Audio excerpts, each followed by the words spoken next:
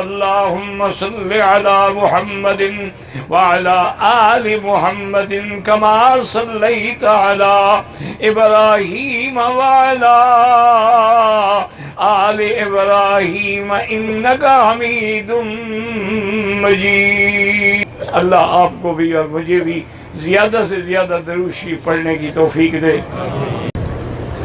اگر نماز کے دوران میرے قریب کوئی غیر محرم نماز پڑھنے لگے، آپ پڑھتے ہیں، آپ کو اپنی نماز میں خیال رکھیں، آپ کو غیر محرم کیسے نظر آ گئی؟ وہ ایک واقعہ مشہور ہے نا جی کہ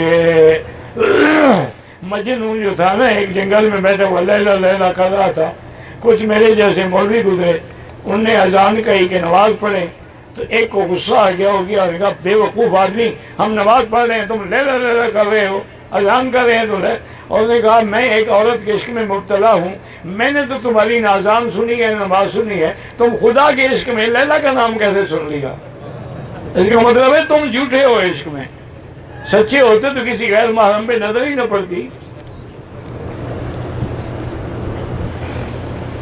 دیور ہو یا اور کوئی، اس کو عورت سلام نہ کرے، یہی تو سلام مصیبت میں ڈالتا ہے نا، پہلے سلام ہوگا پھر کلام ہوگا اس کے بعد تمام ہوگا۔